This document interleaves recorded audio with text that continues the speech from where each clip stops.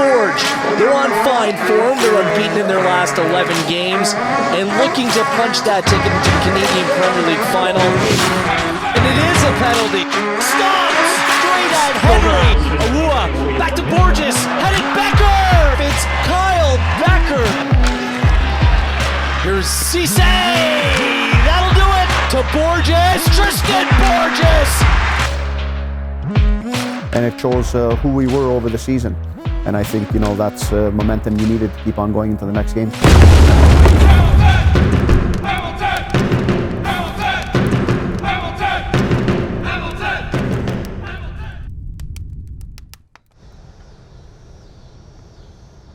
From my time coming in, very fluent in the way we prepared for games.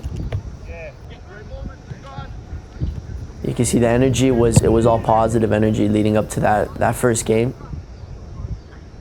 It's good to have a coach that believes in you, and what he was preaching, we should believe in ourselves, we should stick together, continue doing the things that we've been doing. It was about really understanding how good this feeling is and allowing it to be contagious. Once you have those wins, there are wins of mentality, there are wins of creating that culture in your club, and I think that all culminated into us getting into those final few weeks of the season and really being prepared to play in the finals. The regular season records between these two teams, specifically the Cavs, make them the favorites heading into the finals. Cavalry are clear favorites, and I think they are the best team in this league. Forge's defensive absence is a cause for concern. Of course, Dominic Samuel will be out through red card suspension, Owundi out through yellow card suspension. Are they in trouble? Cavalry scored over 50 goals this season. They're a team that you need to have your best back line available, and if we know that Samuel won't be available, I could see this being a big issue for Forge, particularly in that first leg. And to wake up on game day for a final, you really felt it, and you could tell when everyone came into the change room that day, there was nothing better.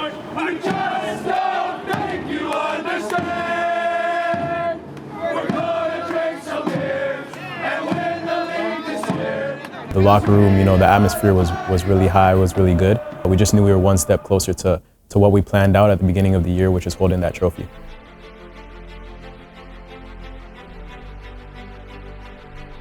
Obviously the nerves were there with a lot of the guys, playing in a big game like that. It's huge. What I was trying to say to them is, listen, don't take this for granted. Championships don't come around very often, so don't let it slip by and soak everything in. Forever first. It's been a season full of them. And today, the first leg of the inaugural Canadian Premier League Finals. A chance to write a script to a Canadian soccer story that will forever be told. The introduction of a new top-flight Canadian Soccer League has been a long time coming. Forge off the giveaway. Novak plays it across. There's Nanko. Turns, spins, fires. Just wide. Best chance of the game.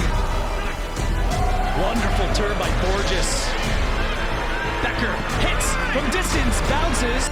We were kind of pushing them back, hitting them back. We kind of settled into the game. The nerves were out, and we were starting to play a little bit more free, and we were creating chances. And Pasquani turned around the wrong way. Cisse to Borges. Tristan Borges. Handball. Penalty. No doubt about that. Wow. Red card given. Tristan Borges. Arducci, are you kidding me?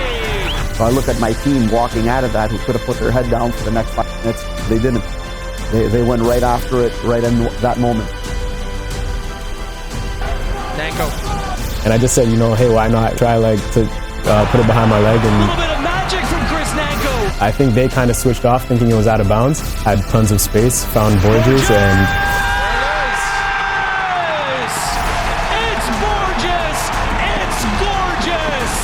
It's a big thing for a player like me at such a young age to overcome something like that, to score a goal, 5 minutes after I missed the penalty. I just thought to myself, that's what we deserve. That's what we deserve. That's the message we're going to go in at halftime, because it was right at the end of the half, and just let the guys know that if we keep that up, more will come.